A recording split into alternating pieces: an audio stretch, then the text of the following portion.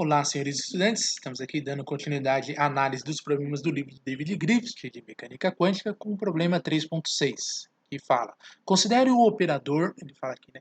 Considere o operador Q igual à derivada de segunda ordem em relação ao valor φ, no qual, como no exemplo 3.1, φ é o ângulo azimutal em coordenadas polares e as funções estão sujeitas à equação 3.26. Aí ele fala: neste caso, que é hermitiano, é isso que ele quer saber. E também encontre suas autofunções e seus autovalores. E depois disso, ele quer saber qual é o espectro de Q. E o espectro é degenerado? Outra questão. Então, são várias questões que ele faz aqui em torno do mesmo problema. Então, ele pede para analisar em relação a esse problema aqui, que é o problema 3.1, que está tratado, que diz o seguinte, né, para a gente analisar essas relações dos operadores. Então, lá. Considere o operador, está aqui o operador Q, que é definido como sendo i vezes a derivada de primeira ordem em relação a φ sobre uma determinada função, no qual, né, veja, aqui é bom a gente aproveitar esse exemplo dessa equação 3.25 para dizer o que é um operador, né, de uma maneira já. O operador é uma tarefa matemática aplicada sobre alguma coisa, no caso as funções, né, que o que você pensaria, se você estuda linguagens, né, seria assim, como se fosse o verbo da frase, né, onde acontece a ação, né, então, em matemática, a ação fica descrita pelos operadores.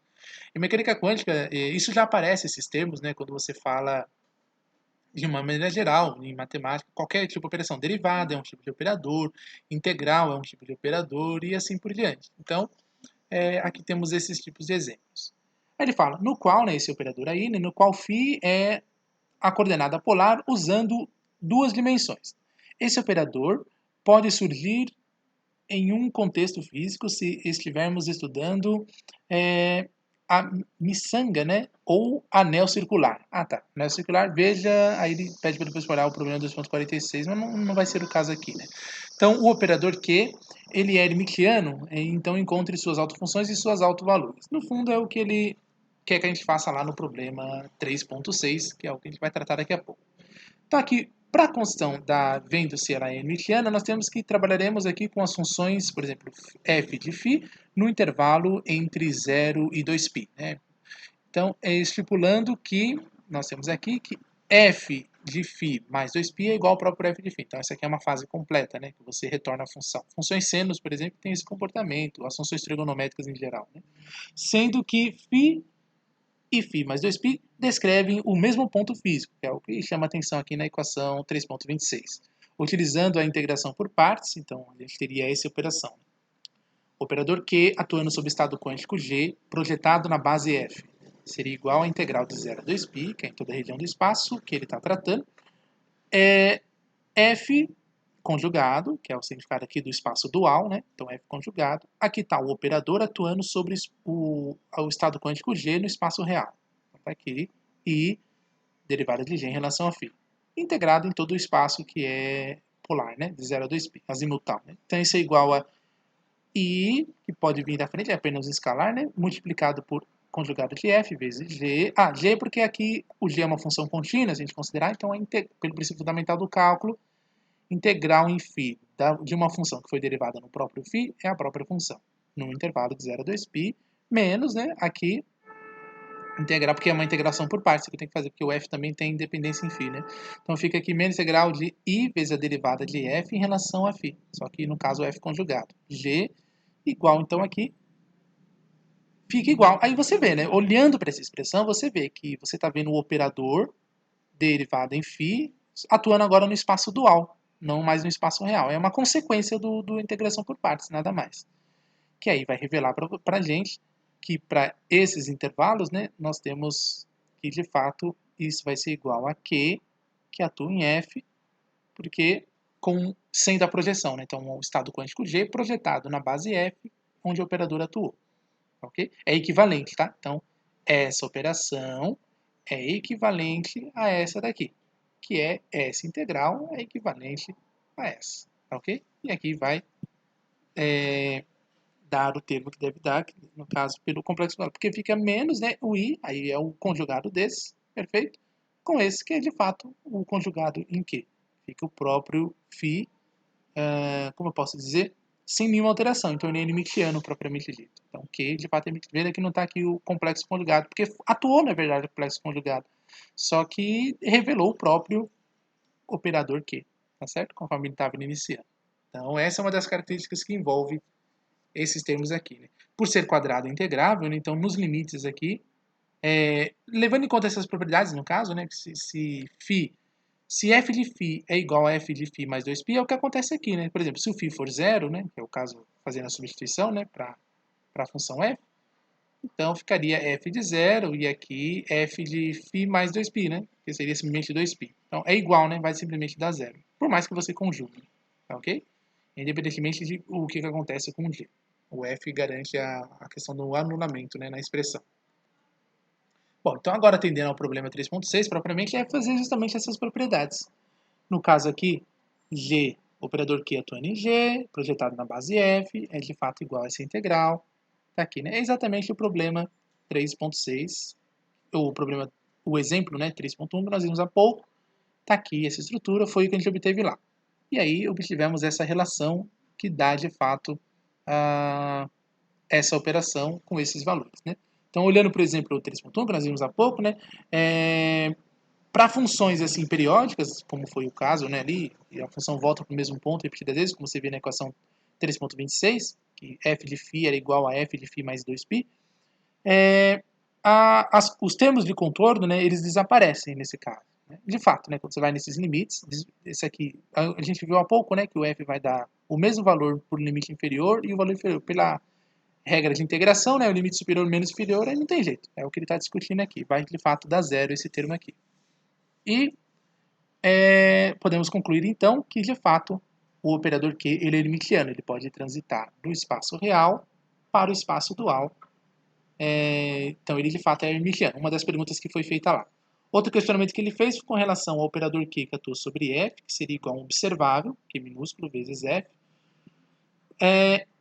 Isso implica, então, essa organização é importante a gente manter, tá certo? Em cálculos de mecânica quântica. Então, o operador é representado com letra maiúscula e com um chapéu, né, sobre ele, o circunflexo. E o observável é a mesma letra, só que minúscula e é apenas um escalar. Então, aqui fica a derivada de segunda ordem em relação a f em função de φ, que vai ser igual a q, que é o operador q, simplesmente. Estou apenas explicitando ele, tá certo?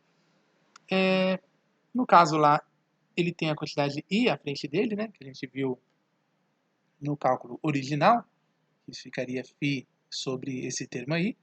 Então, vamos só dar uma consulta. Tá vendo aqui, né, que seria o próprio if, ele chamou aqui, mas no enunciado ele trata dessa quantidade i, né? Na verdade, é um valor real, né, o operador Q. Enquanto que no exemplo tem o i aqui multiplicando, né, aqui não tem, tá certo? Então vamos seguir o exercício em si, né? Não o que foi feito no exemplo propriamente.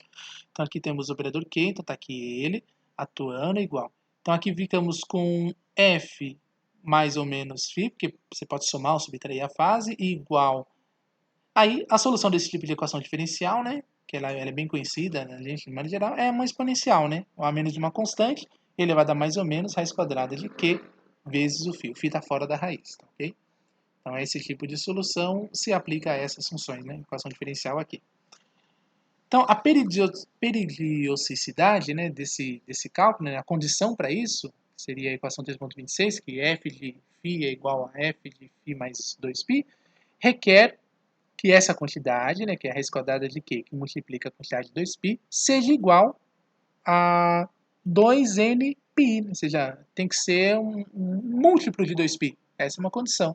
Senão a gente não consegue a periodicidade que é necessária. Ou dizendo que a raiz quadrada de Q seja igual a I vezes Ni, por associação. Né? Associando esses dois termos, né, a gente tem aí. Porque só posso ter aqui 2π, 4π, 8π e assim por diante. Né? Não posso ter valor fracionário da quantidade de 2π, senão eu perco a periodicidade do cálculo.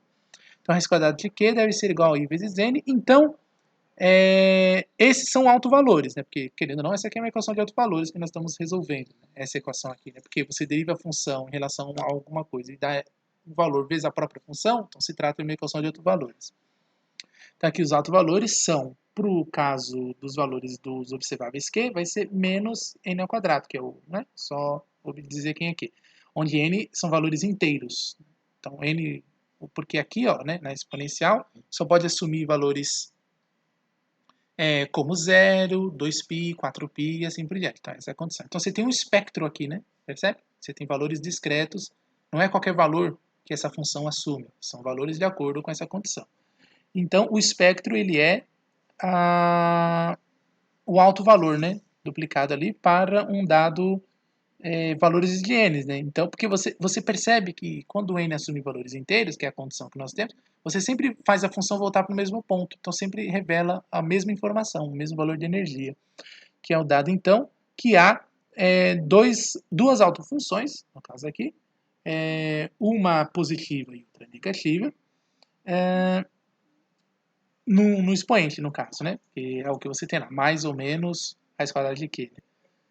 Então, exceto para, no caso aqui, o caso especial, né, que é quando n é igual a zero, que é indiferente de distinguir positivo e negativo, né, que não é degenerado. Então, o único caso que não é degenerado é quando de fato é zero, porque não tem dois valores, é apenas um, né, no caso zero. Agora, quando você tiver mais 2π, você vai ter o equivalente menos 2π, mais 4π, menos 4π e assim por diante. Então, isso sim, é um estado degenerado, exceto quando n vale zero. Né? E aí você tem o espectro dos valores de energia.